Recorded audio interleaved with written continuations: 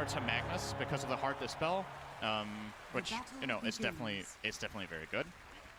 But yeah, I also see some potential pitfalls for the hero. Like Omni Knight, sometimes when played as a 5, which will be the case this game for DY, ends up not contributing as much in lane as you would like. And then if you're playing against heroes that just run at you, it can be very difficult to fight back. Like heroes with silences, heroes with burst, heroes with magic damage as well. And I feel like T1 have a pretty good mix of everything.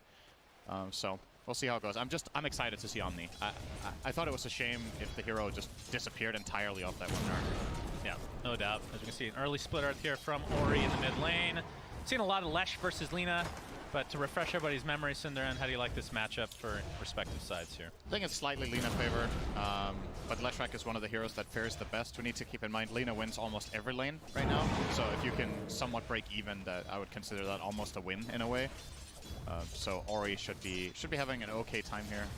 Early on, however, Carl is managing to double wave him into the tower more or less, so should cost some CS there for Ori unless he has really good last hitting. Carl even finding denies too, so off to a great start in mid. Ori has had some, for a player that had a reputation at previous TIs of being a stellar laner, this has not been Ori's best event from a laning perspective, and we're seeing here that Carl is just dwarfing him so far in this game, 6-4 against 2-0. Yeah, still very early, and of course, Ori has bounced back in a lot of these games regardless. We'll see how this ends up transpiring for him, but I mean, you haven't even talked about the lineups yet overall.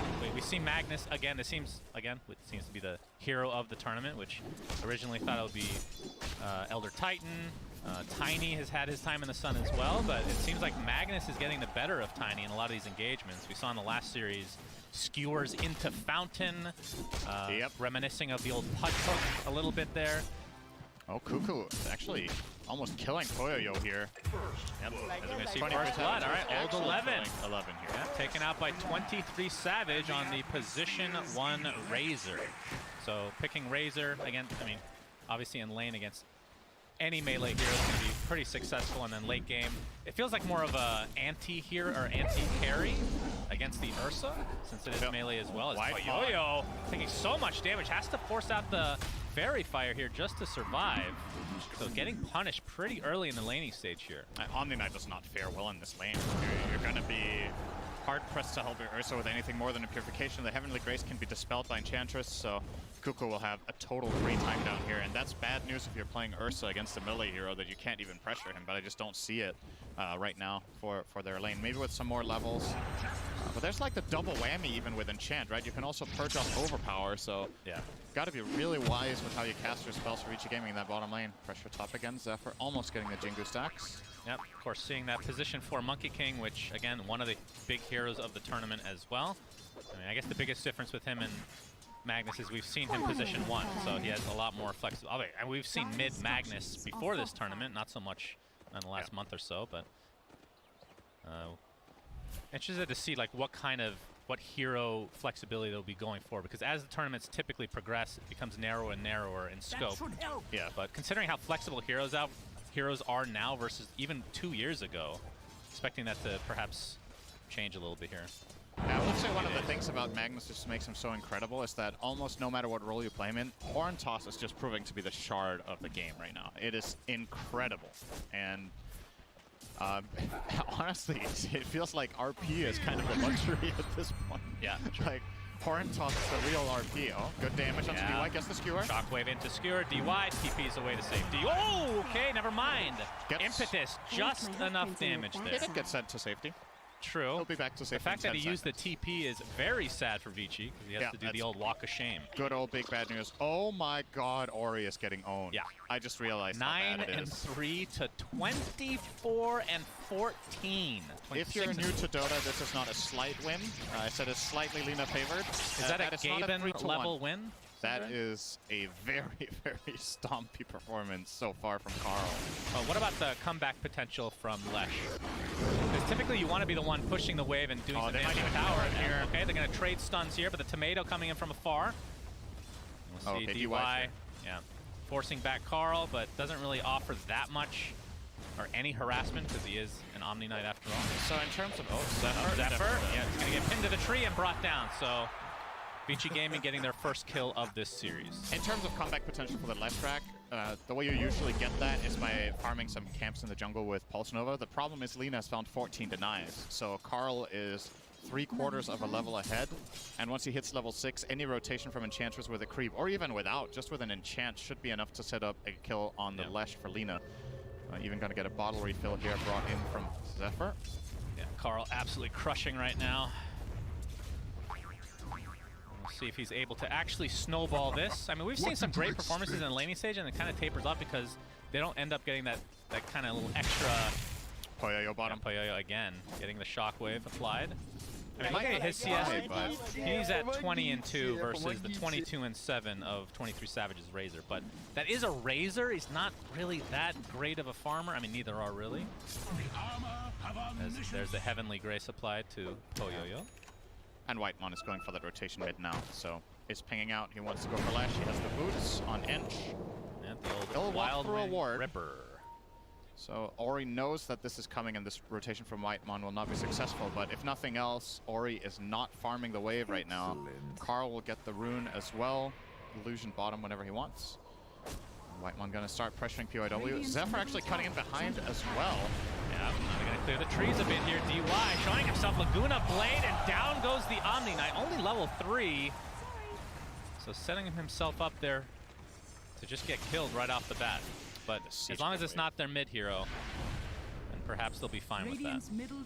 This is still looking really bad for Vici. 2 minutes in, 6 minutes in, sorry, it is 2K. 2K already, yeah. You're losing the damage to the tower tower at as well. 6, almost. You're not fully losing it here, but it's going to be pretty damn close, so any move later will get it done. Oh, actually, wait, that's an enchanted creep, not a normal melee creep, so a lot tankier, but they will still hold.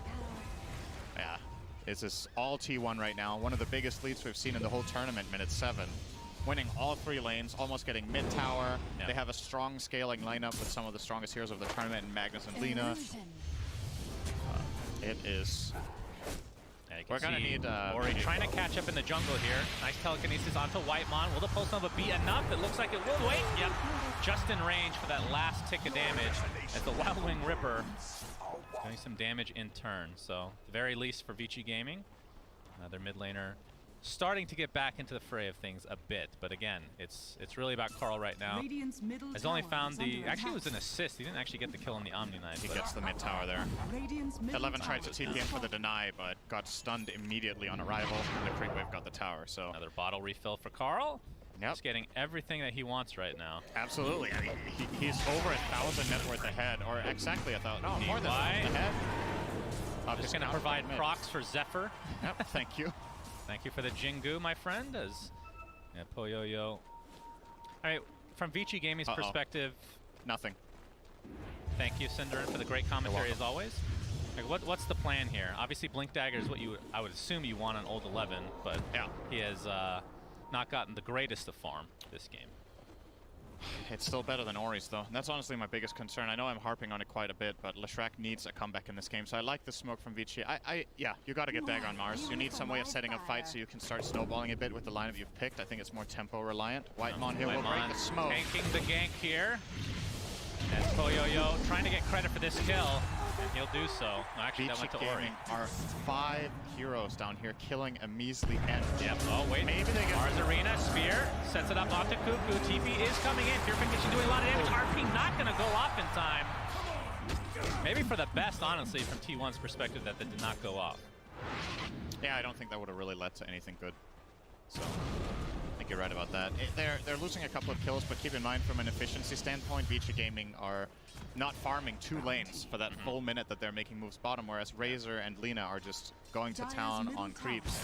Carl gonna get what looks to be a 9-minute 30 boots of travel here with the next wave. For comparison, Leshrac sitting on brown boots and 400 gold on the way to a first item Yules. He's hovering right now. And you gotta wonder, from Vici again, I understand they make this 5-man rotation bottom because they're a little bit desperate to find fights. Their lineup needs to play fast. I don't know if they can just sit back and farm a Dagger on Mars so that, okay, now we can make a move finally because we have a reliable catch. You're just gonna be down by even more than 3K exactly. At that point. You drafted in a way that puts you under pressure inherently, and if your lanes go badly, if you play a snowball lineup and you lose all 3 lanes, times are tough, you know? Yeah. I don't think Vici Gaming are gonna win this game. Not to harp on the Omni Knight pick either, but the fact that you're behind, Omni Knight's not really going to help you get back in most cases. No, he not helps like a big sustain, ganker. but not set up. Exactly. He doesn't make plays. 11. Whitemon is going to find Old 11 here. Cuckoo with the shockwave. Old 11 might be resigned to his death, but Ori comes in with that Pulse Nova, doing quite a bit of damage, but the RP does come out. Laguna Flame, not enough to kill Old 11. Dies shortly after, though. The Boundless Strike onto Ori, now completely out of mana. Shockwave back into the fray. This is going to be a 1-for-1, or 2-for-0, as T1 just continuing their dominance in this early game. Wait, which one was it? Was it 1-for-1 or 2-for-0? It depends on... it's a 2-for-0. Okay. Depends on why. It's an exchange of 0 for nothing. What? I don't know. 0 for nothing. Cinderin, pleasure doing business with you. Just move on, okay? How does that interaction work? How do you trade nothing with another person? Well, is there even stealing? a trade? That's something. Well, then they have to steal it back, or it's nothing. You got to figure that out for yourself. Don't get that. Does not compute. Yeah, runtime error for Cinderin. It's okay. That's fine. Sometimes things don't make sense. 5K lead. Surprisingly enough, good old Statsman Gaben only gives them 62% off this. Okay. So does believe in the Vici Gaming comeback in quite a lot of games. This is a monumental lead for a Magnus lineup, minute 10 usually, but maybe it's the potential teamfight prowess of the Radiant lineup once the right items come out that give them a decent amount of win probability here still. So all eyes for me are on Ursa as well as the Mars Dagger. You need to get a good timing on the Omni Knight Heavenly Grace onto the Ursa so that he can go and find kills. He needs the Diffusal Blade that he's working on. Still far away though. Yeah. And the Mag Dagger to set them up. So maybe we see them do a rotation top, however. They are starting to move some heroes up toward that area to begin a siege once Honestly, again. it feels like BKB for T1 is almost a game ender in a lot of ways. There's not much you can do from Vici Gaming's perspective. Good. Like, their big setup is the Mars Arena, because, like, look at Ursa's perspective here. Razor is a terrible match at late game. Razor is just so fast, he can just walk around and static link you. And Lina's super fast as well. So really, the Mars Arena is the big setup, but once BKBs come online, it's going to be really hard for Vici from a draft perspective. Dire are scanning. CPYW and company in the triangle, trying to get Poyoyo back on track. 4th in net worth right now, but top of his team. I love Rubik Tree Dance. It looks so goofy. I'm sorry. He looks like he never jumped in his life. Get a highlight of that one, Cinder. I can relate to that. I'm not a very athletic person. This is how I would imagine myself tree dancing. I don't know if that's true. I feel like Clockwork doing that would make more sense for you, but that's just me. Yeah, that isn't just you. Maybe not. Carl's got his boots of travel, working on the BKB now. And I mean, you talked about the fact that Empower doesn't necessarily have to be for a melee hero, especially with Lina's attack speed. Magda will definitely evolve from a hero now that was picked primarily to empower a melee carry to now being a utility hero with catch, and then the empower is the icing on top, right? Like, you can pick melee range carries like Razor and Lina because empower still gives you the damage, and the main aspect of Magnus for the most part in the mid-late game is horn toss as well as, you know, occasional RP. Empower not necessary for the hero. And the fact that Empower is more effective on yourself as well allows you to get some of that farm that's needed for the mobility. And smoke comes up from Vici. They were thinking about going for Roche, but have changed their mind here. Toyo going to show himself. 23 Savage in the vicinity as well. 23 Savage has the Falcon Blade going for BKB. He is very tanky. He has a refresher queued up after BKB. That's pretty fast. He knows what he wants. Absolutely. He's so tanky though. 2k health, minute 14 on Razor. He has about twice the health of Ursa for comparison. So an exceptionally hard kill for Vici Gaming to get. And if they want that tower, they got to get through this guy. So he's just posturing aggressively up here, Plasma fielding out the waves. Ultimately, Vici Gaming just called the play off. Like, they don't see any potential move right now, which is very concerning. Old 11, at least for them, close to the blink now. 300 to go. Maybe that can set something up. PYW has his queued up as well, so they're going to have double blink not too far away. And from Poyoyo's perspective, Diffusal Blade, and still kind of a ways away. Still basically the recipe to go from here. Yep. So his farm has not been particularly good. And he's not exactly a farming hero either, because once you get the Diffusal, obviously you can get Roche anytime. But it's all about getting the kills for Ursa. The good news for Poyoyo is that PYW is still in power, so at the very least, he's gonna, that's handy. Okay. He's gonna have a little bit of help here with finishing up side. Laguna Blade. DY's dead. Hot enough for you? Dire's middle tower is under attack. Cuckoo and Carl now in the bot lane. They probably will go for this tier 1 bottom. Let's see the win probability here. T1 off to an amazing start in today's lower bracket game. Radiant's bottom tower is under Do you remember that trivia question I asked you Oh my god, here we go. yesterday or 2 days ago about which hero has the same abilities that they've had the whole time in Dota? Yes. Oh yeah, we got a lot of tweets about who that actually was. I believe there's a couple, but from my perspective, there's one hero in this game, I think. I guess Leshrac. Yes, correct. Yeah. I think Lina did not always have Fiery Soul, No, I but don't think so. apart from that, the kit is very, very similar. Yeah. And then it's also about like how do you define what's changed, right? Is Lightning Storm the same ability now that it has a slow? It didn't used to, but like It's in essence, it's the same hero, which honestly is a testament to some really cool hero design, right? Like a lot of the heroes have been rethought and reworked a little bit and changed skills, but some of the very, very old core heroes are still the same. Leshrac, honestly, one of my favorite hero designs of all time, and it's never been changed. So, very, very cool hero. You would imagine that as Dota develops, a spell like Diabolic Edict would, you know, perhaps get reworked, It did right? change damage types. It changed damage type. if you Recently. go over damage type changes and everything, I think 0 heroes are the same. And Yeah, most likely. it is very close to being the same. Except for the hidden gambler that's in the file, Cinderin. Right. Let's see if I can find another example. Maybe Juggernaut is also the same. Did he always have Omni, these I mean, spells? yeah, Omni Slash it does a different type of damage now. Right. It used to be a set amount every time. Set amount of hits. based off of, yeah. Set amount of hits with bonus damage. It is the same idea though. No, that's true. Anyway, back to the game. Vici Gaming obviously took Roshan. That's their big advantage. That's the one silver lining of this game is they do have Ursa to be able to do that. But what can they do with this Aegis in this time frame while being this behind? They do have the double blink daggers that we alluded to, so Old 11 and PYW kind of ready to go here, I would assume. I think the play call here is you need a blink arena set up with a spear onto ideally Lina, but she has BKB, so that one's hard to accomplish. So I guess the second best target is Razor. He has BKB, so that's hard to accomplish. So that leaves the third best target to probably be Magnus.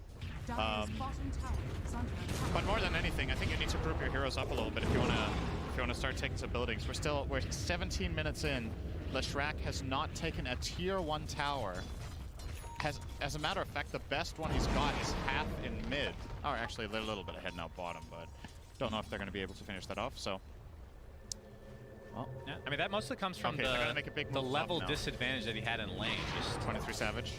PYW. Oh, Old 11. I mean, he did force out the BKB, which didn't look like it was actually needed, but still, not the initiation you want if you're a Vici fan. It's something. At It least is to force a BKB, right? Like, it's better than sitting back and just letting T1 do whatever they want. It's a lineup that is inherently relatively greedy. I think T1 are still super happy with what they managed to accomplish, and all of it really, the majority of what they've managed to do in this game happened in the first 5 minutes, right? It's just been set up for everything. And now Vici Gaming are like, screw it, we're gonna go for a big play. Gonna bring all 5 heroes top. The Shrek has a bit to go though, Old 11. Yeah, Puka getting caught out. The spear into the trees, but he's gonna be left to his own devices. Zephyr gets out the Wukong's command in the meantime. Just soloing up Poyoyo. Meanwhile, they're gonna be able to take out the Mars pretty quickly here, but here comes Ori, almost out of mana. Carl pops the BKB, dodging the splitter. As a result, Cuckoo gets off the RP just at the last moment. Ori gets bursted down by the right clicks of his counterpart Carl in that mid lane, and Ursa looks to be next. That's first life down. T1 has only lost Magnus right now. Poyoyo wants to try to take somebody with him to the grave, but the LSA will shut that door. So 3 for 1, T1 advantage again. If we do get a replay on that, pay attention to where Leshrac is when the fight breaks out. They get the lift, they get the spear, but Ursa's in front of the tier 1 when they spear the Magnus below the tree line, and Leshrac wasn't even there. It's like, I'm not sure what Vici Gaming were expecting to accomplish with that move without bringing their main damage to it. They will get a spear mid now. Arena, this could be a really good pick for Vici. 23 Savage pops that BKB. And will live as a result. So they force out the second charge.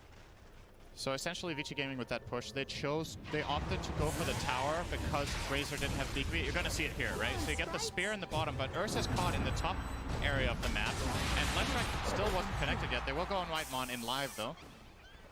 Yep, he's healing up quite a bit. They got his Is he actually going to live through this?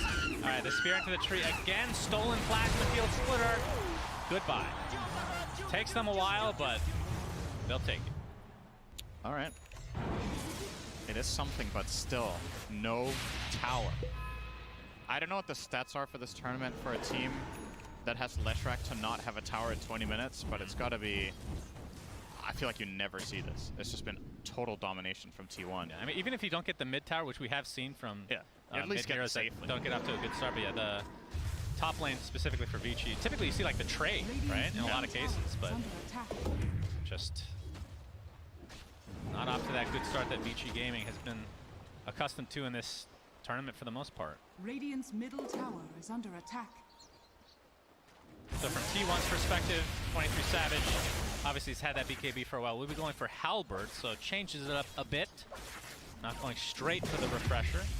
But I actually love players that queue up like 10 items ahead of time, just so they don't forget, you know, what item to go for. Where am I? Where am I indeed?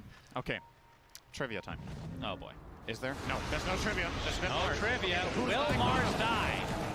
Yes. Gets off an arena. And still relatively low cooldown, so well. Right. does buy a little bit of time for Vici to make their way here, Cinderman. I know you're really excited to do this trivia. You're gonna have to wait. Telekinesis, BKB by Carl.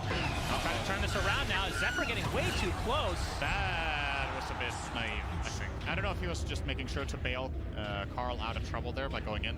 Yeah. If that was the plan, at least it worked. But yeah, maybe he also had no trees to jump on. Look at this tree line in the right-hand side of the map, bottom right. All of it is just gone from the arena of blood. Yeah, that's That's just no trees. that's actually quite What are massive. you supposed a lot to of do, right? deforce. Timbersaw would be really happy about that one. Yeah. All right, Shannon. It's trivia time. Okay. You know my favorite trivia for this tournament so far has been, Oh, boy, what is yeah. the name of neutral items' passive abilities? Yeah. What is it for good old Horsey? Tumbler toy? Yeah. What's the active call? Yes. Nay. That would be a great name. I know. I think of good names. Okay, what if I tell you that it's very simple and it's exactly what it does? Bounce. Vault. Vault? Okay. Called Vault. That makes sense with horses as well. See the skewer onto PYW. Okay, he gets one of his own, but only going to delay the inevitable here. All of Rubik's funny animations are in this game. When he's skewering, he's literally just surfing. We're just missing a Bat Rider. It's like he's lagging. It's just like going in a straight line with a thousand I was a ping, little but- confused that there might be some lag there, but luckily for us, not to be. And 23 Savage not wanting to give He up is the just first a tower. rock up here, standing there again. All right, there's the arena. Whitemon stuck inside with the Pulse Nova from the side as well. Looks like he'll finally go down. Takes a while though. 23 Savage getting us aesthetically on Yo-Yo. We see the RP on the 2 from Cuckoo. Shockwave default, beautiful balance strike on the 3. LSA to follow. T1. Unbelievable synergy here. Triple kill for Carl. Old 11, the last remaining member for Vici Gaming, but not for long. Just absolute god tier layering, Cinderin. Whew, that was nice. Zephyr with the BM Yules as well, just for fun. Maybe he was trying to set up for Savage to get the kill. And guess what? They defended their tier 1 tower still. Again. At 24 minutes, Cinderin. We see Yeah. the replay here. Okay, so this spear missing, it's not that big of a tragedy. I think, you know, Whitemon dies 2 seconds earlier if it hits, but they can't effectively get anything onto Savage. And as soon as he links up the Ursa this fight, Poyoyo has no damage and that Boundless. Just beautiful, right? Oh, that was sick. Wonderful follow-up to was so Cuckoo. Absolutely filthy play. Yep. See the Guardian Angel come out a little bit too late. Obviously was just stun locked the entire time. But All just- DY can do is smile. I first faced Omni Knight. That's the face of someone who first I faced misclicked Omni Knight. LSA onto 23 Savage. Can they Okay. burst him down? Yo-Yo's gonna get Yules. And as a result, 23 Savage will live. So good attempt from Vici, but I mean, it seems like Ursa's bane, the bane of his existence, is Yules. Yeah, it is a great item against him. Also, Yules is one of the only items in the game that doesn't get affected by status resistance. Didn't used to be the case. I believe that was indeed not the case at one point, but with it being, it's just a great counter to Enrage. Just heal him right away. Buy yourself the time. They're coming back in. Is T1 trying to build on his 10K lead? All the lemon jumps in. Big BKB by Carl. Koyoyo and company stuck inside the arena, trying to right-click down 23 Savage. Gets off the static link though, and my goodness, Ori just melts every single way as Koyoyo looks to be next. And T1 just absolute domination. That's a full team wipe with the buyback coming out from the Rubik. But PYW, all he can do is try to push out these lanes just a little bit. And T1, I mean, Roche won't be up for another minute. It's a little bit unlucky on the timings here. Yeah. Because denying that would obviously be big against any Ursa lineup in general. There will be a chance for VG Gaming to find a fight there, but again, VG Gaming haven't won a fight all game. They're trying their best to set something up, but they're just too far behind. Both 23 Savage and Carl are so absurdly tanky. This is a 3k health Razor with 13 armor. Delina has 2.3, BKB Shiva. What damage do you have on Radiant? Like, how do you kill these heroes? I don't know. But what I do know, Shannon, is that I have another trivia question. God! Hold your horses, Cinder, and PYW's dying! Alright, go ahead. What is the name of the active of Arcane Ring? Arcane... Oh, I used to know this one, actually. Is it a dumb one? No, it is very much what it does. Okay, Mana Refresh. That's not even correct grammar. Try again. That doesn't always stop the... It has a verb in it. Cinderin, why are you doing this to me? It's an active. Are you trying to embarrass me on live Twitch? I would never do that. Okay. Never. It's called Replenish Mana. Okay. So I mean, refresh mana is not that wrong. You said Mana Refresh. Like you were some sort of open sesame. Like trying to chant the ring into working. Well, we already talked about this. English zero language for me is there's the Yule setup. Zephyr. He's got the Boundless Strike and an easy kill for T1 again. Alright, I was wrong. Well, Ori does buy his BKB before he dies, I believe, so doesn't really lose much gold there. That's true. That's something. Roche is up here though for T1 if they're so inclined. Their heroes aren't exactly the best for killing Roche. They have a medallion on Ench, which helps, but Razor, with Lina in the fountain, you probably don't have enough damage. Oh, Carl just got himself a Scotty. Wonderful. Yeah, he is an absolute beast. Look at that. It's 27 minutes in the game. Look at his items. That is sickening. Koyoyo in the mid lane. See T1 trying to play with him a bit. Radiant's top tower is under attack. I mean, you still have to fear the bear. This is a hero that, if given just a little bit of time, can burst anybody down despite being so far down in net worth. Smoke on smoke action. This is VG Gaming's last chance in the game. If they lose this fight, they're going to lose. Koyoyo smoke. Gets popped here. Heavenly Grace applied. Going on top of the Enchantress, but they still can't burst him down. Koyoyo has to pop that BKB. Gets the enrage up. The RP comes afterward. Koyoyo finally will get one kill, but it's just on the Enchantress. And you see the Wukong's command on the downside. Ursa dies, flies back into the game. Zephyr will be bursted down as well. So it's a 2-for-1 with the buyback onto Ursa. A stolen RP by PYW. Do they have enough damage to actually clean this up? VG Gaming finally winning a fight. 23 Savage is dead. Triple kill for Ori of all heroes. That is exactly what they needed. And into the Roche pit, VG goes. Yeah, so Ursa does have to buy back for that, but that is a huge win for VG Gaming. And the key part of this whole situation, Kuku's RP on the Ursa, honestly, in my opinion, felt unnecessary. He was fully drained by the Razor. You're going to see the replay here. So watch how Koyoyo goes in. They try to get the Ench burst down. It doesn't work. And here comes 23 Savage with the static link. So Koyoyo's fighting potential is almost non-existent. They RP into the Enrage. He still gets to do a little bit more damage before he ultimately does die to the Laguna Blade. But you gave Rubik that RP by setting it up in this way. And VG Gaming are going to capitalize on that big time, pulling back about 4k of the lead. Oh, that was sick. Radiant's top tower. 69% win chance now for T1, down from, what's that, about 90, I think. 91, just a moment ago. Yeah, and that, I mean, again, looking at the net worth for the heroes themselves, you can see that that Carl is so far ahead of everyone. Honestly, though, Rubik is going to have another RP if VG Gaming set this up well. He has a 1-minute cooldown on it. Spell Steal is lasting for another 2.5, I want to say, roughly. So they have a window of opportunity of 90 seconds where their team fight is so much better than it has been for the rest of the game just with that steal in hand. So it looks like they're very eager to look to squeeze as much out of this as they can, getting their first couple of towers in addition to the mid one now, finally opening up a little bit more space by getting bottom tier 1 and tier 2. Carl will respond by taking top tier 2, however, so it didn't come for free. Yeah. And T1 are rotating down. Does he have travels on Ori? He does not. If this fight breaks out, there's no Lesh Cuckoo. Smoke behind will seal 11. He's scared though. He will blink away. There's the DD on Ursa as well. Shepard doesn't care. Yeah. That was a little bit jumping wild. in and out, but not going to find anybody. At least not yet. 11. He has to BKB here. Yeah, old 11 is in quite a bit of trouble. Pops that BKB, gets the spear off as well. Guardian Angel from afar. Poyoyo comes in, trying to burst down the Lina, but Carl pops his BKB. She'll be able to get out just fine. Cuckoo and company trying to take out the Ursa in the meantime. You can see the Eye of the Storm.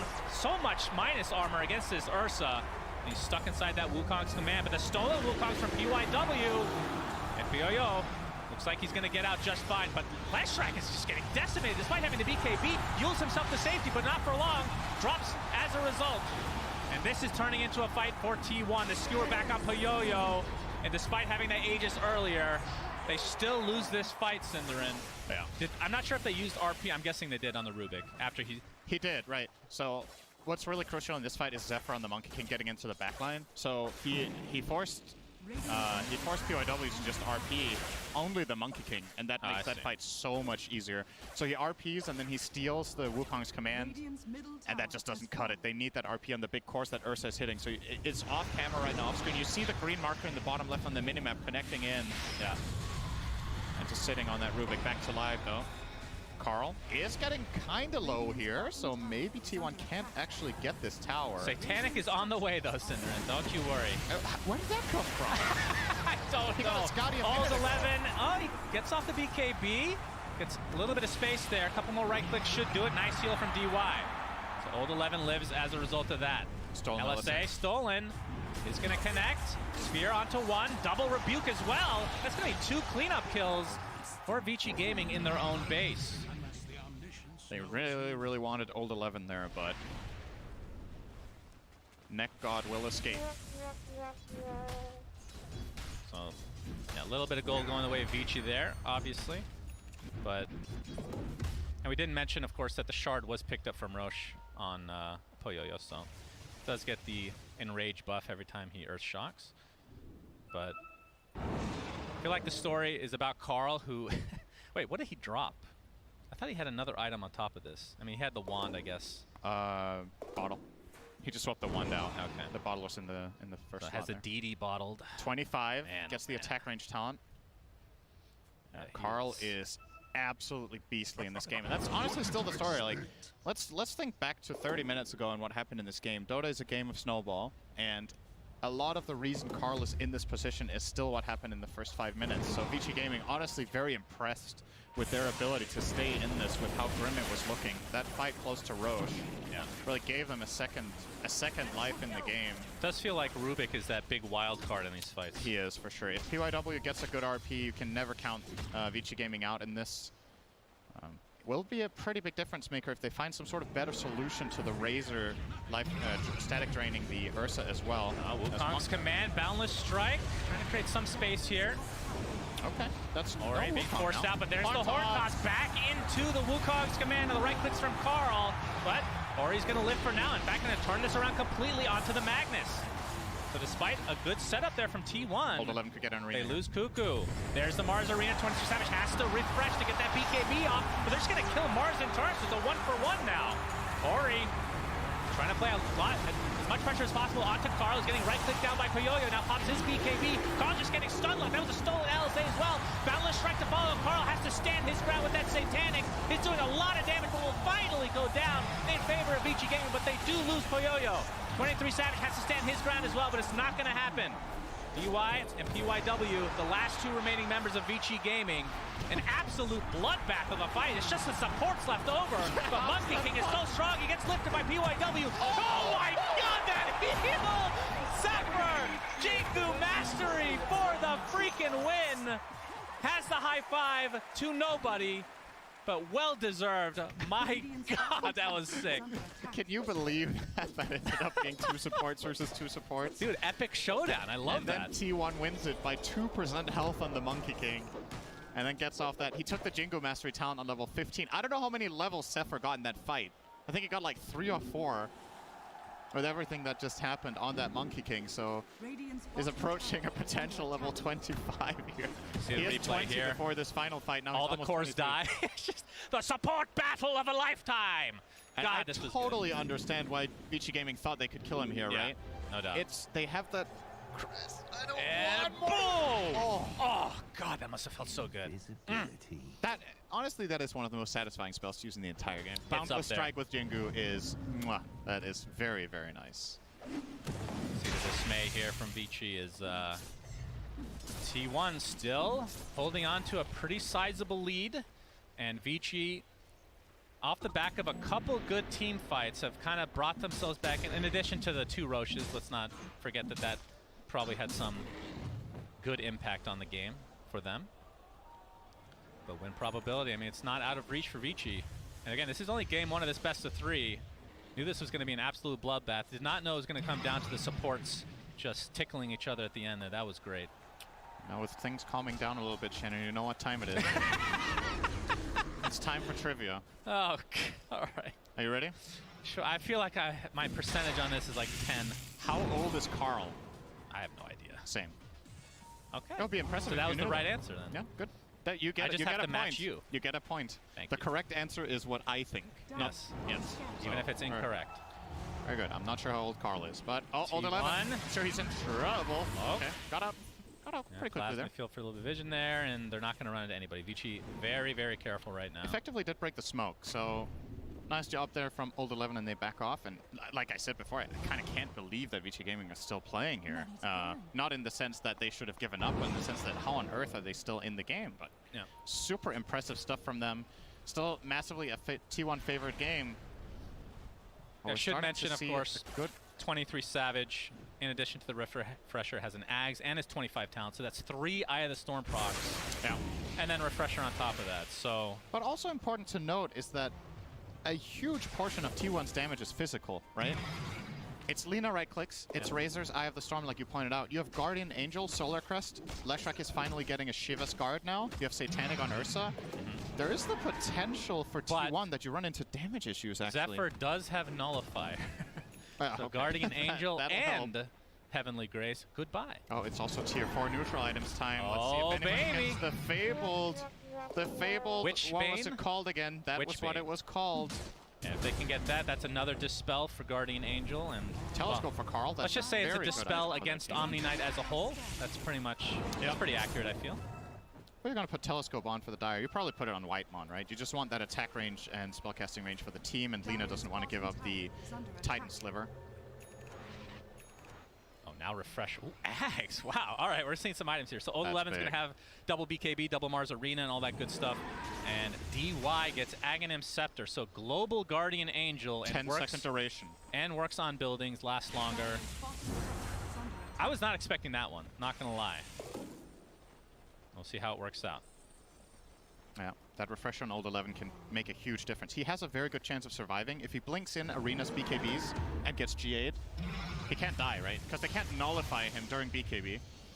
So I have no real way of killing this. Okay. Oh, Whitemon might run into Poyoyo here. There's the preemptive Heavenly Grace. Roche is not up. Dewarding. And just pivoting across from each other. They Poyoyo both have is- idea of where they are. I don't know. I'm starting to question how far T1 are actually ahead right now. Just It's from a starting damage to go perspective. down here, no doubt. It is just concerning that the Vici Gaming cores went from being easy kills to now all being exceptionally tanky, and then you add GA on top of it that can't fail to go off. All they need to do is pop their BKB in the meantime. Effectively, I think T1's strategy needs to be changed to a little bit more of a weaving nature rather than just a hard commit. They will maybe catch some picks here mid, though. Old 11 will blink away, get the invis, and Yeah, back no, off. it's good to go. All right, so a little bit of downtime here. You know what that means, Cinder? Just kidding. Hey, why As don't you ask Roche, me something? number 3, being attempted now by T1. That's going to be the Refresher Shard, so no Ags this time around. As I might see a connection here. Poyoyo is going to be spotted by the Plasma Field of 23 Savage.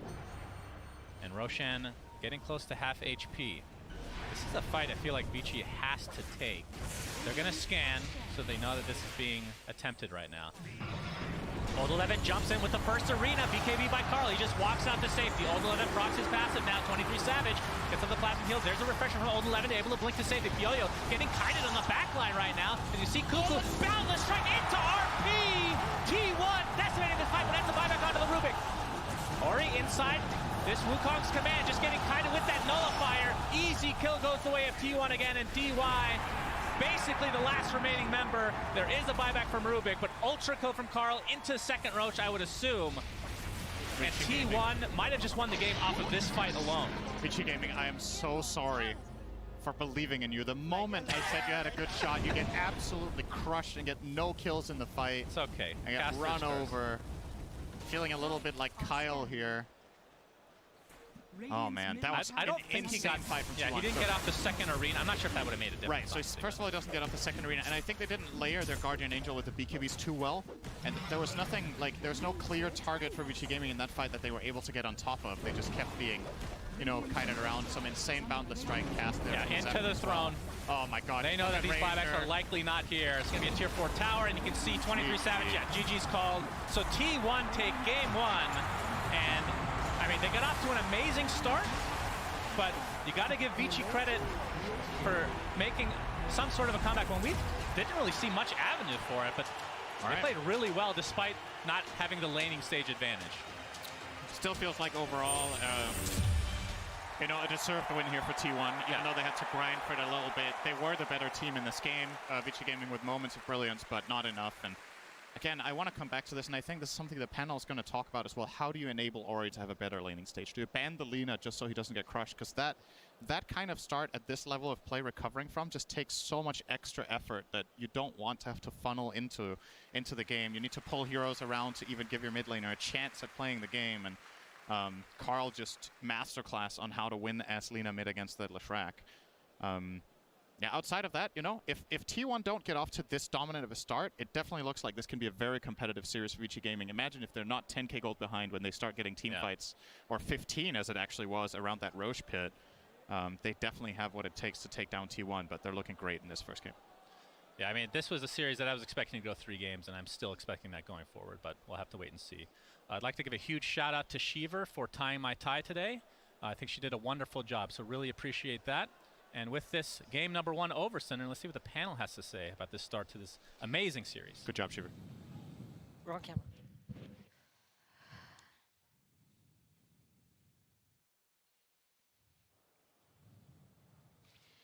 What a great game. T1 took the victory, and now they are standing at a nice 1-0. Now, one of the things that the casters had mentioned is that it was definitely a stun game. Lots of stuns coming out. We had Monkey King doing Monkey King things, Rubik stealing Monkey King's spell, and also doing Monkey King things. But what would you say was the winning point of the game? Wait, actually, forgive me.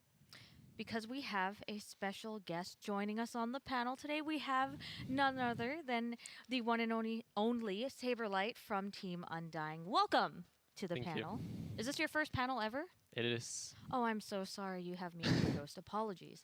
But anyway, sorry. Back to the question. So, Saberlight, I'll ask you first. What do you think was like the winning point of this game for T1? Honestly, I think it's just their gameplay. I think the way they executed and the way they pressed spells was incredible. Especially like the fight at the top tier 1, when they stunned 3 people after 3 people. It was incredible. I think, and secondly, the draft. I saw the Omni, and I think this hero is very sus. Especially if the enemy team has Purge, which they did. They had Nullifier and they had Eng. So, would you say that the Omni Knight was a very unideal pick? But if so, what would have been better in that place? Well, maybe more stunts. I think the Omni Knight hero, it can work in some cases, but I think some regular position 5 could maybe work better in this game. But, you know, Vici went with their strat, and props to them for trying it.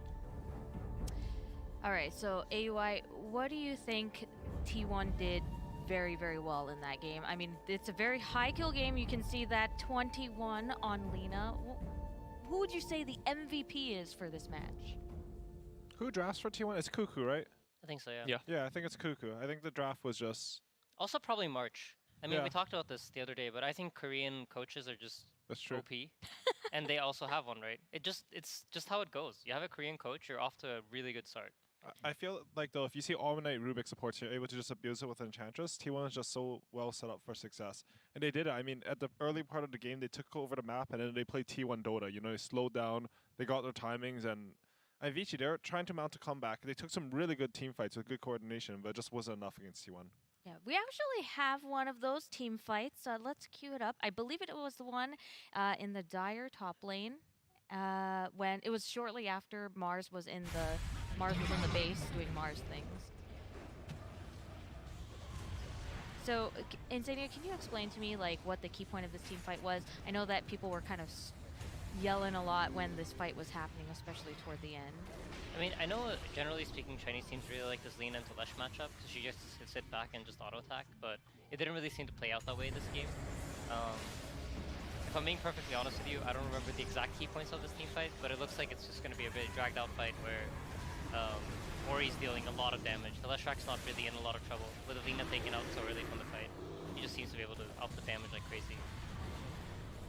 So there's like a lot going on here, but it seemed like T1 had the upper hand, and then they kind of didn't at the end of this fight. What happened here? Well, this is the one where Zephyr actually manages to turn it around. It was a epic support fight. Right. Yeah, this fight, like Leshrak, even though he was 15k behind, I think he managed to do 12k damage this fight, which is insane. I think it's a lot of what you said. It didn't feel like, I mean, Lina's good versus Leshrak not only in the lane, but he also runs in and you just hit him a lot, and he doesn't get to do that damage. This fight, I think it was actually really well executed by Vici, but at the end, Zephyr, it was just clutch, right? Like he manages to get that stun off and full heal, team white. I also think it's the Mars versus Lina matchup. It's like really good for Vici that they had Mars, but once the arena is down, the Lina has free reign, so they need to kill him in the arena, otherwise they're in big trouble. So is this match a prime example of 5s and 4s being really, really, really strong in the meta? It seemed like supports were really the deciding factor in all of these fights. I think they were doing a good job of surviving. I think both team supports had really good positioning. And I know we talked about this before, but I think T1's team fighting is amazing. And usually, I think core players generally are fairly consistent in how well they team fight. But supports are really like, you can notice a massive difference in how they're used, how the teams use them. Some teams tend to sack their supports more, send them in early, have them die, make the fight easier for their cores. Other teams, like T1, you see both the supports are surviving all the way till the end of the fight. So I think there's the way they use their supports for both Vici and T1 stood out to me. So they both stood out because they did the same thing in that they were aiming for survivability, and when everybody else was dead, it became a support fight. Right. So do you think that when they draft for this next game, do you think that maybe they should be drafting for these supports instead? Because like Saberlight mentioned, Omni Knight was very questionable. So do you think that you'll see supports being picked in first phase, or? I think they came in with a prepared strat. It felt like they were ready to give away the Magnus, and then the idea was we have Omni Knight to respond for the physical damage, we have the Purge for the RP, and we have the Rubik that can steal it back. And we did see it come into play at some point where the Rubik steals the RP and he gets a massive turnaround somewhere in the early game. But it just seems like at the end of the day, the mag just does so many other things that are so valuable. I feel like it's not even about the RP anymore, or even the Empower to some extent. Like they had 2 ranged heroes. They didn't really have anyone that uses Empower. So just like horn toss back into Skewer just seems like a very, very hard thing to deal with. Do you have anything to add to that before I ask another question? Yeah, I think the strongest part about Magnus is what Jenkins said before the game. It's the skewer, and you can break the formation of the other team. And about the supports, I think it's also this game, both teams, they kind of need to kill the enemy mid laner. The Lina and the Leshrak are the main damage outputs for both teams. So the supports can like sit in the back and enjoy, because everyone wants to kill these mid laners. And then like once they're dead, they can start focusing other people in the fight. So if you were to put yourself in the minds of Vici Gaming, who are now on their back foot, what would you do to like kind of reset, refocus your mind, and be like, all right, we can turn around and do this? What would you do, AUI, as a former coach? I mean, from a coach's perspective, I think Fenrir should try to, even if he doesn't think it's really true, he should try to say like, hey guys, I made a bad pick with the Leshrak into Lina mid. Let's just reset. If we play the same way, but we have a more robust draft, we'll win the next game. Like that's the type of mentality I think Vici should try to have going into the next game. Is it very common for coaches to just be like, my bad? I feel like it's person specific. I feel like, for example, I think Insania would take blame even if it's not really his, just to prop up his allies and like give your team the higher percentage to win. Is that true? Yeah, I think after game ones you kind of have to sometimes. Yeah. If you notice someone that your has team to do is, it, right? yeah, if your team is uninspired or they feel like they don't know what to do. Like sometimes it's good to just go in and be like, hey, this draft sucked. This game's on me. Forget about it. Let's move on to the next game. And I think when you do that, you kind of take people out of their own heads. You make them not think about the mistakes. You make them focus on, all right, you know what, the draft wasn't great. There was nothing I could have done differently. It's somebody else's fault. Nothing to do with me. And I think, especially in big tournaments and big moments like this, that can be really, really useful just to make sure that you're thinking about the right things. Interesting. Saberlight, do you have that kind of experience as well? Yeah, I think even this TI, whenever we lost the game, I think whenever Moon or Febby said that it's like kind of their fault, even though it was like, for example, mine or someone else's, it helps you think about, all right, this game happened. I for sure like did some things badly, but it is what it is. It's like the next game that counts. So it helps you reset and focus on the next game. Interesting. So it really shows like that team perspective, right? Because Dota is a 5-person game, and even the one person can have a point of failure. It isn't always the fact that they're the only reason. So the team kind of takes that blame together, or you take the blame for everyone and just say my bad. Or honestly, the coach. like competitive Dota and pubs, it's very rare that it's one person responsible for the loss. Right. Like as long as everyone's trying their best and putting the work in, like the main job of the coach is to make sure everyone's going in with a good mentality. I feel like we've heard mentality a lot in a lot of these series, especially with like EG and Dr. K and, the teams that are like hyping each other up, like a team spirit, for instance. One of the things that both of you told me, and you were there too, we talked about it too with Jenkins Saberlight, like they're really good at keeping that mentality, like positive mentality and hyping each other up. It's definitely do you feel like that's super, super important? Or do you think that maybe like being like, oh, well, I can learn from this instead?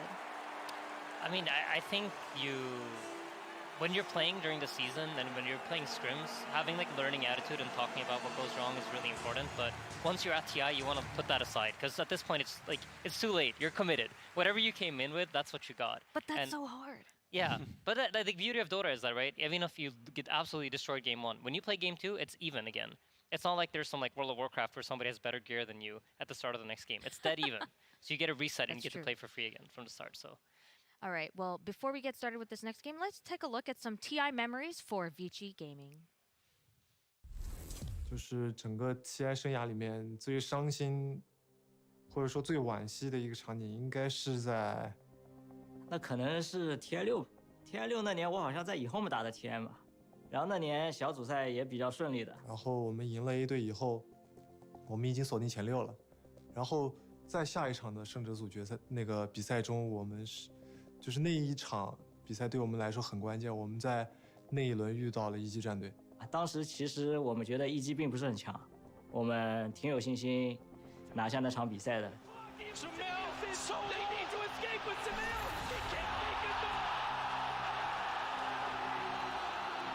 This range track, that's going to be mega. EG going to need a miracle, not a position you want to be in if you're an EG fan right now. 纣王，然后当时场面我记得我们还是挺优的，甚至一度破了别人的3路，已经出了超级兵。EG might just not have the bodies to do this. Can they get PPD out? He gets a more tap away, but no! The extra damage comes down from the Warlock as the Fatal Bonds eliminates him, but size! He almost size! They're Side gets him! They hold! EG, can they do it? Any pickoff on a core might enable them to still win this game. Like an EG might be able to do this! Looking into the holding! They're holding the defense here again. If they kill him, he'll take him out! They revive back in the tier. Oh, the throne's going down! The throne down to HP! He gets him! Game 1！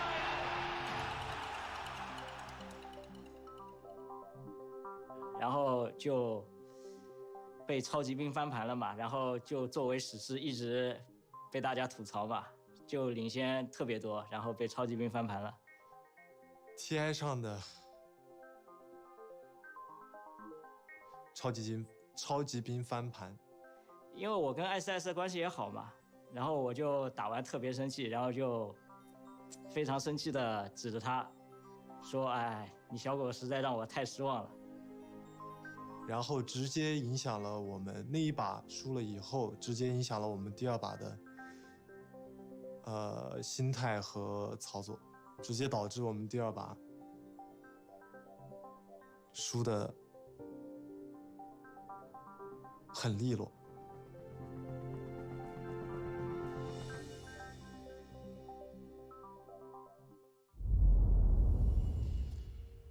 As we had just talked about, the mentality of the players will really matter in games that are high stakes like these Vici Gaming, showing that, you know, they were down a first game and it was rough for them to take that loss, but that emotion carried over into game 2 and they lost swiftly. So like you guys mentioned, all 3 of you, they really need to take a step back and reset, regroup for game 2. Now, what are we expecting to see in changes? You said swap out the Omni Knight. Other than that, what do you think Vici Gaming can do for game 2 to really turn it around? Yeah, I think you tried giving away the mag. It didn't work out. Most likely, you know, this game, you're going to be like, okay, our prepared strat didn't work.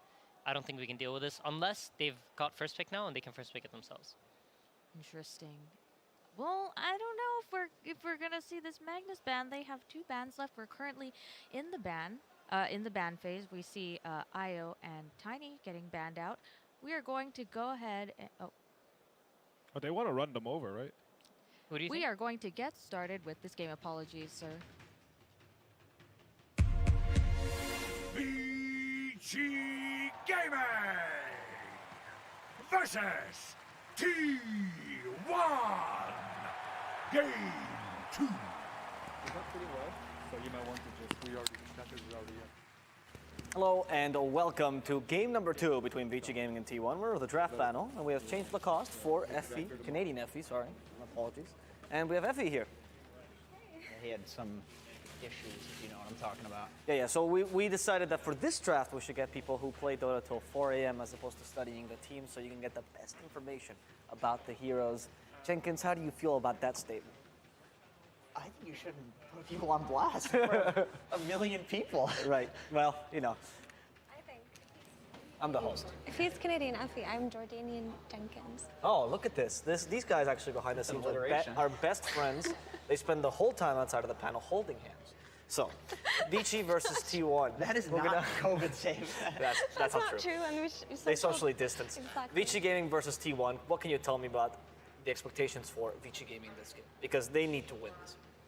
I think the Omni Knight was interesting. It was an experiment, and it's likely that that experiment, they've decided that it was a failed experiment. I think it's a 39% win rate guy. And you mean in Dota Buff?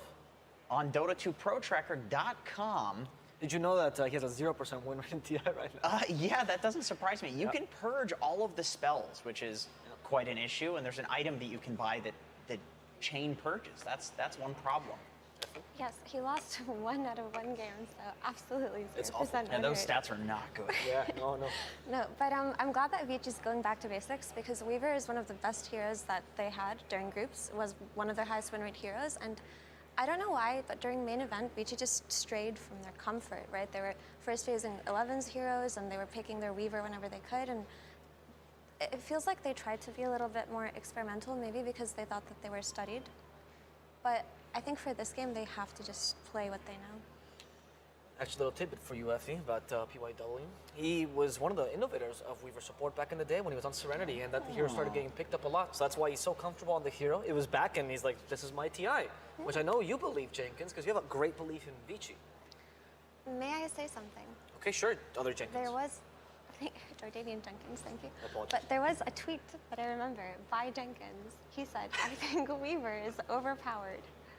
Jenkins, what do you think of that tweet about you? I was right, and BSJ claimed that tweet immediately, as he does with things. He claims things as his own. He claimed he was North American, all of a sudden claims Europe as his main region. He did show me a European passport, which he had just taken off some random He's person. biased against everything. And so with Weaver, you know, the most annoying thing about this here, honestly, the Aghanim shard That's probably the most busted thing about the hero. You just can't counter it with Ghost Scepter. Invis doesn't counter it because it literally reveals. Yules doesn't take it off. Like, you have to sit there and hit the bug, which now that you have the bug hit talent, you get both the bug hit talent and the minus armor talent.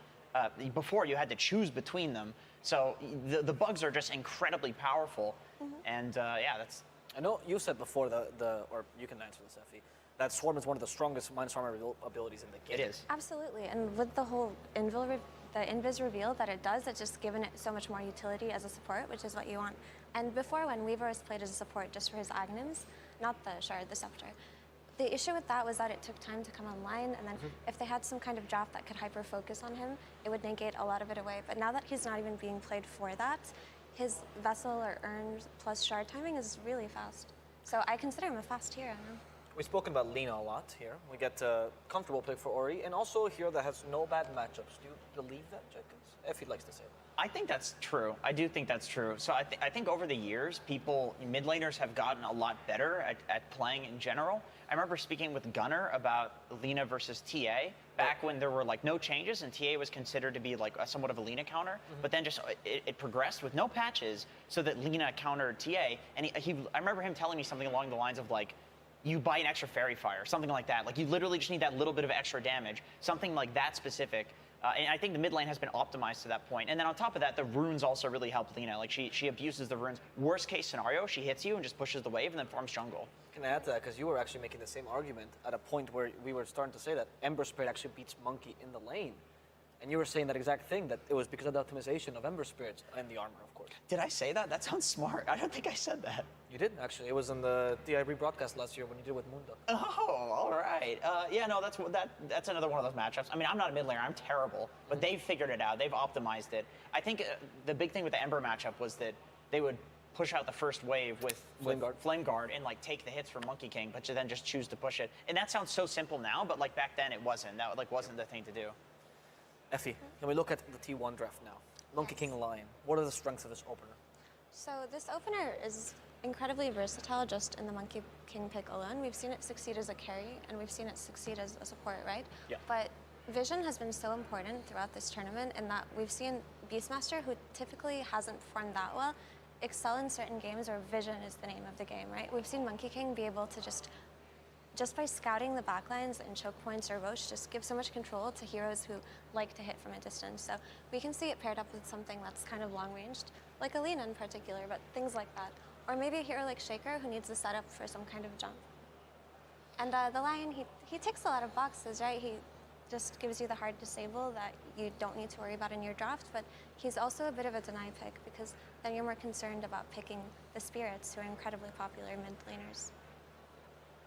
So, now we're seeing Vici Gaming's draft. We have the opener back again to being safe. The Weaver Lina, very typical Vici draft. How would you follow this up? What is it that they do, Jenkins, as a team? I think they need some setups done. That's pretty important. Lina, you know, the Yules build is something you just like never see anymore. So, you know, Monkey King, obviously it's picked on the other side. That's a decent. Okay, that's all right. So you can like have the Elder Titan sitting in a side lane, and then like, you know, he's obviously going to throw the Spirit out occasionally and maybe try to sleep you, and then like one of these times that you get slept, Lina shows up and kills you. So it's nice to have a few heroes to play around. I remember when Lina was being picked as a 4, some of the best teams would pick it where they would have a mid laner that could set up and then a side laner who could set up too. So they'd have like a DK and then Lifestealer back when he had the slow. And that was how they would combo, where like Lina could go to either lane and get a kill. And now I think the same thing works for the mid lane, because you rotate from mid. But now also just consider all the damage amp that this Lina is going to get. I really hope it's just a core Lina. Like, there's no way that it isn't at this point. But Elder Titan, his aura removes armor and it increases magic damage, right? So Lina, a core with mixed damage who does insane physical damage but also magical damage, these kinds of cores like Luna and Lina benefit so greatly from having an Elder Titan on their team. And paired up with Void, this is, you know, a tested combination. You just or splitter into Chronosphere, and then you throw out your Spirit, and it just buffs everything that goes on.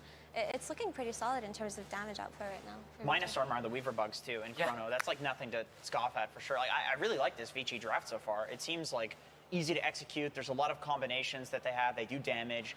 They have team fight. Like, it really does tick all of the boxes. I hate to, you know, repeat. No, you're right. It's like all of the boxes are totally ticked. So they do pick DK, and DK's a durable type of hero who also just provides the tower damage that they didn't have going for them in the draft so far. But the thing is, like, we were talking about all of this damage coming out of Vici.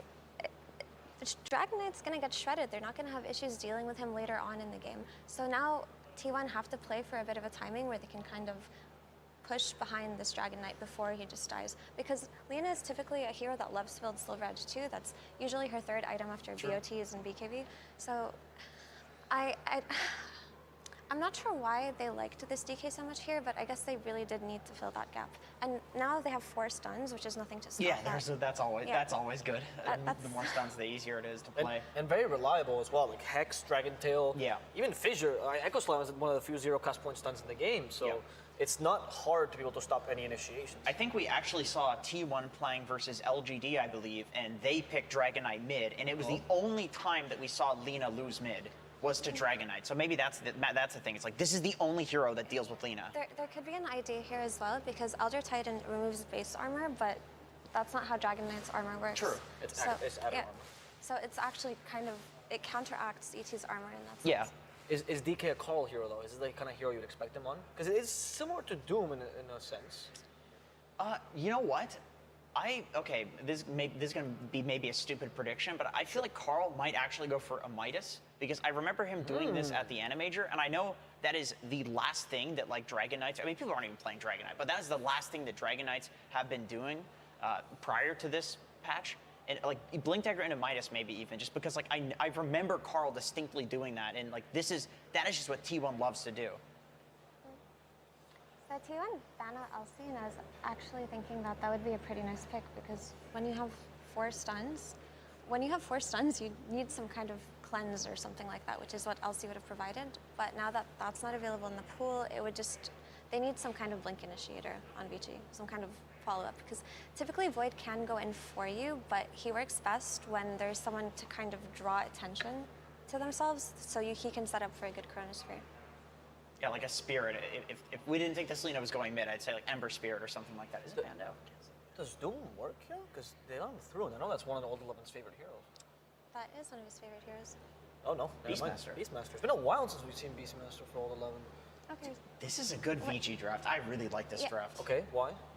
There's a lot. I mean, they've got tons of stuns. They've got tons of setup for the Lina. Like if this Lina goes to any of the lanes, you have the Beastmaster Roar to set up for her. You have the Faceless Void Chronosphere to set up both of the supports. Amplify the Lina's damage. You have the Snowball from the Helm Dom creep on Beastmaster. It's like there's so many ways that Vici could win this game. Yeah, and to add on to that, when we were talking about Monkey King earlier and how his ability to provide vision is so good for a hero like Lina, who just likes to sit far back and hit things, now you have the Hawk to scout out the Monkey King in the trees, and you have Elder Titan Spirit just running around. So not only do they have the superior vision, but they just have the damage to deal with the durability of T1's heroes. So what does T1 need to, what hole do they need to fill in this last pick?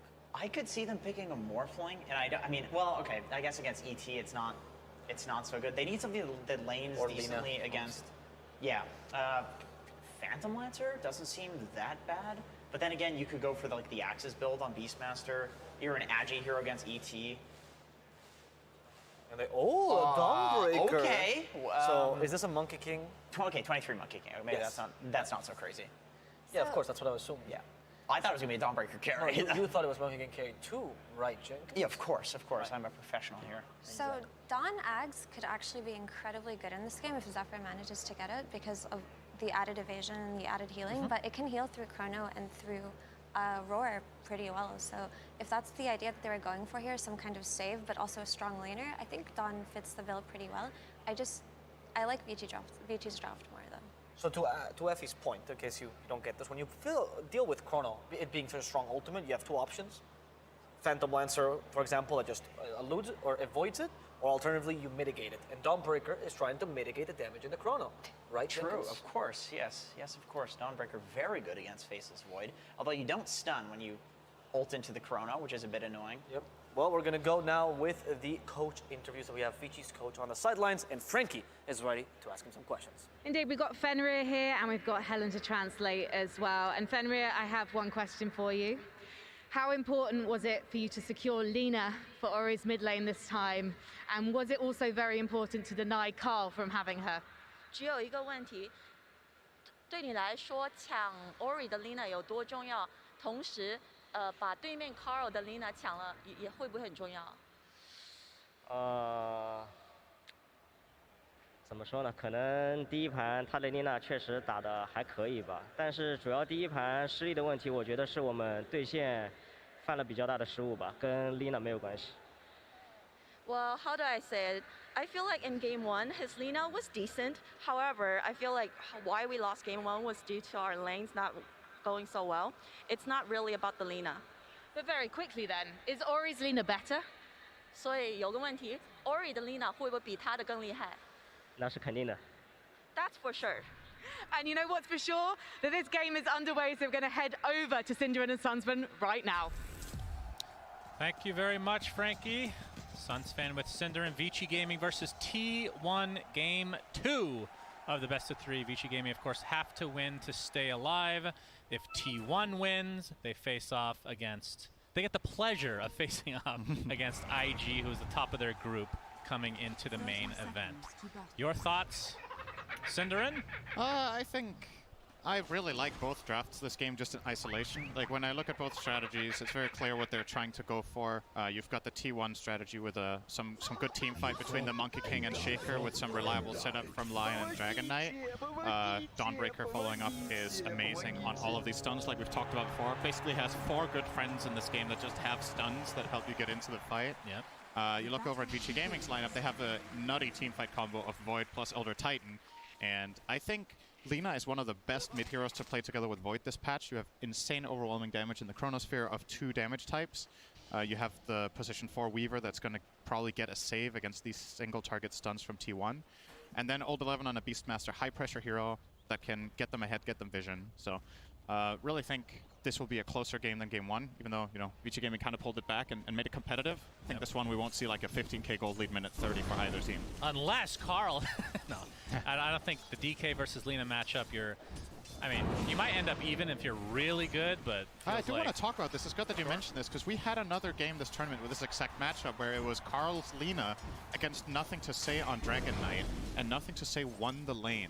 So I think that is the only hero this tournament I have seen Lina lose to a single time in that mid lane in the first 5 minutes. So gonna keep my eyes on this to see if it's a consistent thing or if Nothing to Say is just that good. Yeah, might have just been an anomaly, but yeah, we'll have to see after this. I mean, still small sample size with 2 games, but either way. This is something I do want to mention now because I'm just really interested, as you might know, Synderen. The idea of Dawnbreaker against Faceless Void. Do you go for, like, do you prioritize Ags this game? Because of the evasion, the extra HP regen that you get, you just have to not be chronoed yourself. Yeah, so this is why Axe on Dawn is so beautiful against Void, is the problem that you face a lot of the time is when Void uses Chronosphere, if you ulti right away for the save, you end up, your hero physically comes from high up in the sky and falls down. But if there's a Chronosphere there, you get stuck on the top of the Chronosphere and your stun never lands. Yeah. So, but if you have Axe, the channel time is so long, you can just sustain it through the entire chrono. Right. Effectively giving, like you said, the 60% evasion and the healing. So yeah, absolutely. I think it would be an awesome choice this game. It would also kind of force both Ori as well as Poyoyo to get MKBs if they won't even kill on the chrono. So yeah, I think from my perspective, Zephyr should actually rush it. He shouldn't get a mech this game. It's just straight Ags. It's really? That good, yeah. First item I would love to see it. Wow. Optional Locket, maybe, but yeah, I think the Aghanims is just that good here. Very cool. As we see Carl versus Ori, as we already talked about, pretty even. I mean, 6 denies though for Ori. That's going to give him the level advantage for now, but to be expected between this particular matchup. Old 11's going to be playing the Beastmaster this time. I haven't gotten to see a ton of Beastmaster on him this tournament. It feels like that hero has tapered off a bit with the nerfs to Helm of the Dom. Well, Helm of the Overlord specifically. What are your thoughts on this choice this time around? I think it's good.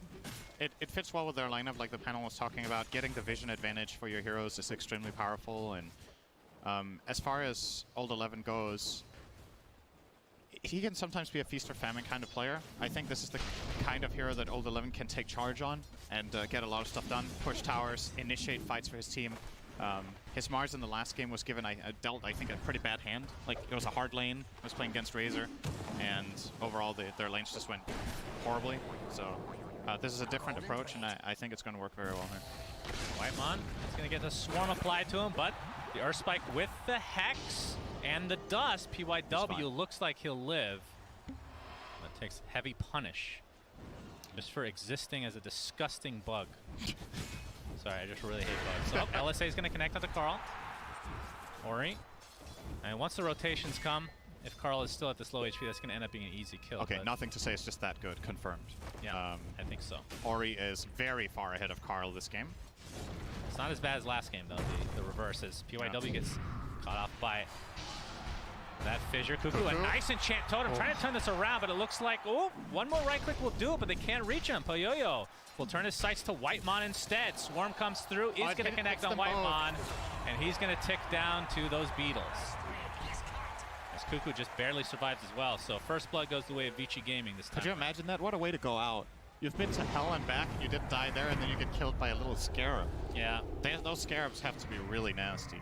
That is... Have you seen The Mummy? Why am I asking you anything? Carl getting chased by DY. You fought and died. We'll be fine, though.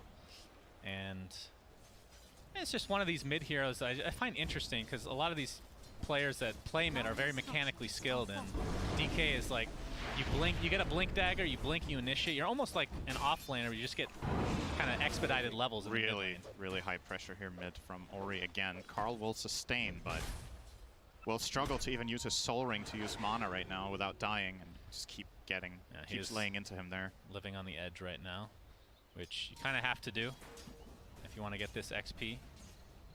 Now you can see Ori. Another LSA connects, and he's about to hit level 6 here in a couple 11 is in trouble top as well. This is a lane. 23 Savage has the Jingu. Pretty tough position to be in. The favorable trade. Starbreaker not going to fully connect. 23 Savage and company just forcing them out of lane at the very least. Swarm bottom lane. again in the bot lane. Poyoyo gets the bash. Cuckoo continue to get chased and harassed by PYW. They're going to jump in with one more time walk, and the right click from PYW is enough to secure yet another kill for Vici Gaming. Dilation is so good against Shaker in lane. He will always need to use Enchant Totem to farm, and that means if he has used the Fissure and you dilate after, you have such a long time where you can just run him down and make a very quick work of him there with these two heroes. You know, this is a Faceless Void Weaver lane. It's not exactly a traditional lane, but they are winning this bottom lane as well. So this time around, Vici Gaming, totally different situation. And as we talked about, if they just don't get crushed like last time, maybe they'll be fine. Well, there's Dragon Slave. Oh, 50-50 Cinderin. Eternal Envy would be proud. Ori is going to spot out Zephyr now as the hammer will come back from whence it came. Looks like Whitemon takes a tumble in the bot lane, though. As Ori looks to be fine. Still has Laguna Blade to work with, but no mana to speak of. Was not able to secure the rune this time around. But a lot of pressure to this tower. I mean, 3 heroes here with the catapult as well. And let's see how Carl does when he's playing from behind. I feel like it's been a while since that's been the case, that Carl lost his lane this hard. Even in the game when he was Lina against Nothing to Say's Dragon Knight, I think Carl was still having better conditions than this. And Dragon Knight, in my experience, doesn't perform very well from behind like this. Like, you really need some key stuff. You need boots. You need arguably upgraded boots into Dagger. Chronosphere in the bot lane with a swarm from PYW. Cuckoo looks to be super dead. The question is who's going to get credit. It is the Beetle. Yeah, he's going to get earn charges as well here, so going to drop one on Poyoyo immediately too. Oh, 23 Savage. Ori's in the vicinity. Oh, all right. Preemptive jump here from 22 Savage. Good instincts. Gets salved. He's still not safe, though. Okay, now he is. Ori's showing. Well, they're going to push with Beastmaster Hawk giving some vision here. Catapult doing some damage as well, but it looks like it'll be mitigated here. They have no glyph, so they can't keep it alive until the wave connects. And they will respect the potential play of T1 there. Yeah, Carl just trying to catch up. I mean, that's the one good thing about this rotation from T1's perspective is Lina wastes a little bit of time in that top lane, which means Carl can apply some pressure to the Tier 1 tower, which is obviously Dragon Knight's prerogative as a hero in general. Poyoyo in the bot lane, 38 and 12 for CS. And you can see 23 Savage just a little bit ahead with 42 and 11 in the top lane. Oh, Echo Stomp will connect onto Carl. It's going to set up the LSA, but a nice counter stun from Whitemon. Going to try to turn this around as Carl gets some save from Zephyr. Gets off the Starbreaker. That's a big kill onto Ori. T1 finally on the board for game number 2. Yeah, they brought a lot of heroes. T1 finally on the board for game number 2. Yeah, they brought a lot of heroes to ensure this kill, but it's big.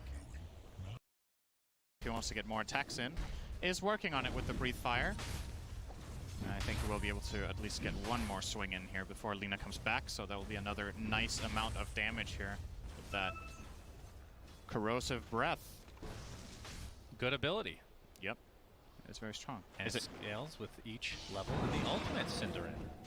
Trivia for people that have never played Dota before. 23 Savage. It's not on the same level as your trivia. Nothing is, though. That's true. Zephyr trying to stop this push in the top lane. We see a TP come in. There's the Boundless Strike. Starbreaker does connect successfully into the Echo Slam. Ori's dead again. And now the Earth Spike to follow as T1. Great defense in the top lane. And this is 2 early deaths now on Ori, despite getting off to a really good start. Excellent spell casting. They used the Boundless Strike. Okay, that was not excellent spell casting. Zephyr throwing a hammer to knock him out of the tree. It happens. That was on purpose. He was just griefing him before going back to base. Even on TI main stage, you know. At least what Jerax used to do was to ask before he griefed. Zephyr just doesn't, but...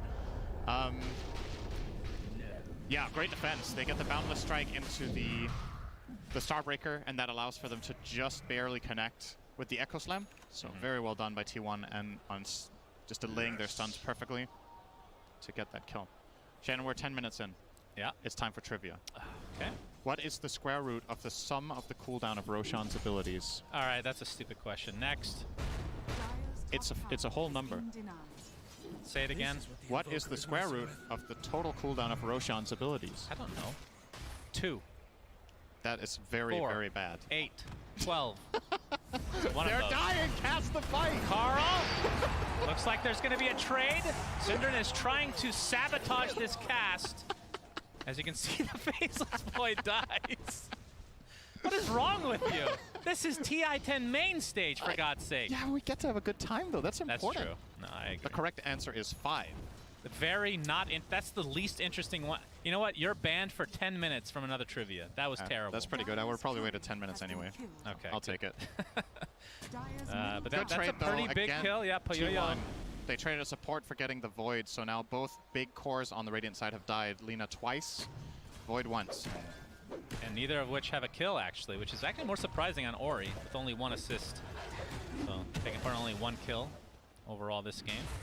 Whitemon, oh, he's going to run into a lot of heroes, but looks like he is more than fine. Zephyr going to chase them out here. Starbreaker actually does connect with the Finger of Death from Whitemon. All right.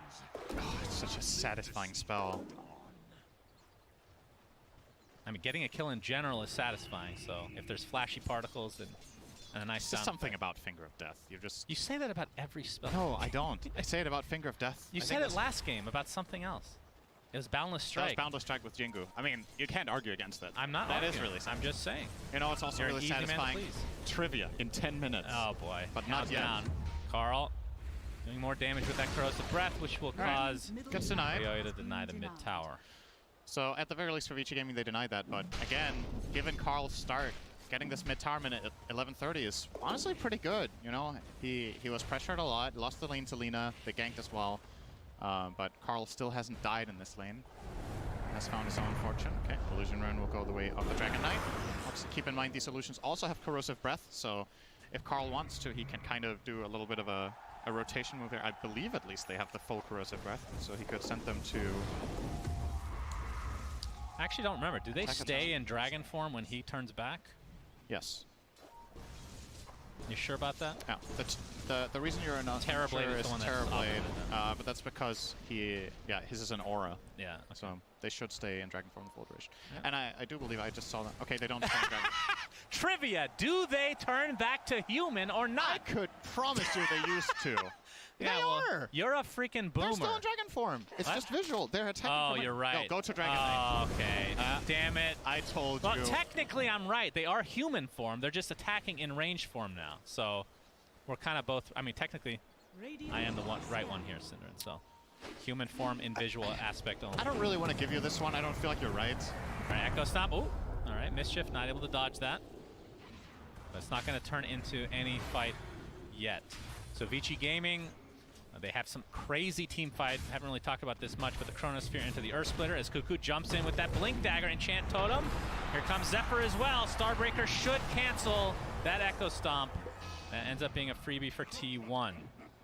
But yeah, a lot of setup, or not a lot of setup, but a lot of chrono damage once that's placed. And then once Weaver, Mr. PYW, I would assume goes for Ags next.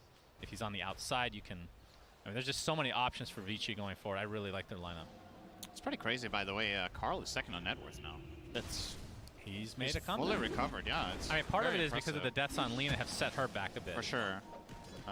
And the big breadwinner currently is, of course, 23 Savage on the Monkey King. No big surprise there. It's a good lane for him against the double melee hero. Yep, Weaver, Swarm onto PYW. Zephyr. 23 Savage is in the area, though, so looks to be fine. As Poyoyo on the Faceless Void has the Orb of Corrosion, excuse me. Yeah, the other item doesn't exist anymore. Yeah, Orb of Destruction was deleted, in fact. PYW. PYW might be in some trouble.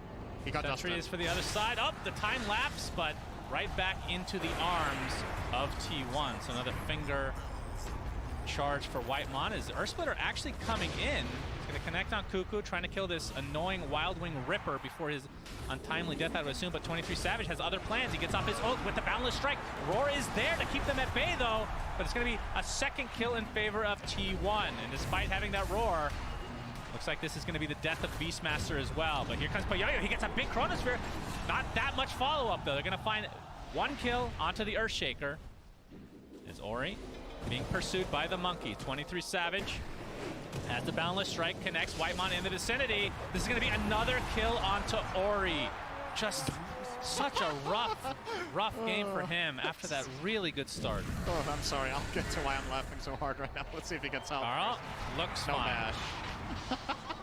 All right, tell me why you're laughing, Syndra. All right, so Carl blinks in for the follow-up when they're on the Lina, and he shoots his Breathe Fire like 500 range away. Misses it completely and plays the sad trombone. Nice. Well, at least it's a good effort, though. That's yeah, and he is clearly having a laugh at it. Unfortunately for them, it didn't really matter, but that was funny. Oh my goodness. Well, it does happen. Misclicks happen even at the highest level, so it's a good thing that he can just laugh it off and continue on with the game. But yeah, another good overall sequence here for T1. And I was gonna say, Weaver with this Vessel, you would imagine that, you know, depending on when you get this item, it can have like varying degrees of importance, right? You're playing against both Dawnbreaker, Monkey King, and Dragon Knight, and you got it early on your Weaver, so you really want PYW to be involved in kills. It helps so much until they start getting the BKBs on DK and Monkey. Unfortunately for him, though, he was the start of that fight. He got killed first as, they found out DY. Yep. He is toast. Tons of stuns. Disabled for an eternity, so another death for DY. So T1 kind of withstanding the, I want to say the very early laning stage, and have bounced back to a very high degree now. As 23 Savage is top of the net worth, as we see a replay. This is what you were talking about? Showing us Carl. I like that in this highlight, we're all just looking for the Let me see this fail. Breathe Fire. There he is. And all right. It happens. I mean, if you make an SFM on this and just change the angle, it ends up looking really epic, I'm sure. Yeah.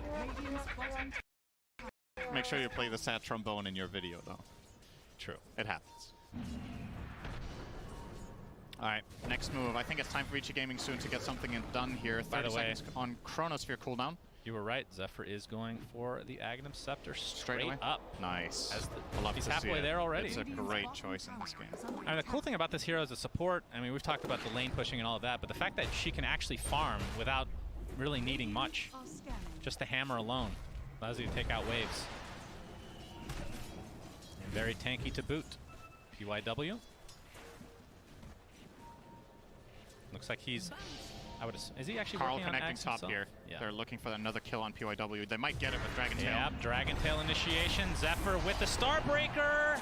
They put Vision down a little bit late, so PYW is going to take a Breathe Fire in the trees. but won't be pursued any Uh-oh. further. Yep. Carl. Carl's going to get roared. Laguna Blade to follow, but here comes the Solar Guardian. That's going to heal him up to a decent amount. Ori just can't finish the kill quite yet. Carl getting pursued by PYW.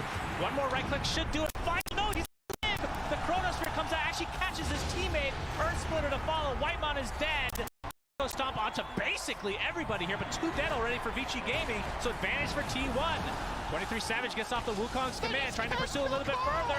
They're going to find yet another kill. How has T1 stayed alive with everybody? And now trying to go for Puyoyo. Do they have the setup? Boundless Strike to start, the time walk to safety. It was your own. I actually cannot believe Carl lived. That was got a insane. stat for damage taken in that fight for Dragon Knight. That was crazy. He took so much damage for his team, and they don't get the kill. The thing is, not but you know, he baits Weaver in, doesn't find the kill. Then he baits Elder Titan in, doesn't find the kill, and Vici Gaming just end up spending the entire time just desperately trying to at least get the kill they wanted to begin with.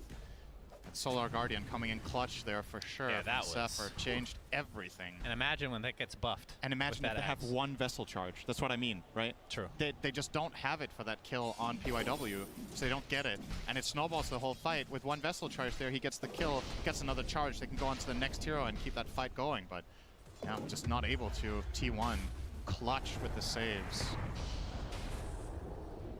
So T1 rocking a 2K net worth lead. Not quite as big of a lead as you would think, considering the 14-6 kill advantage right now.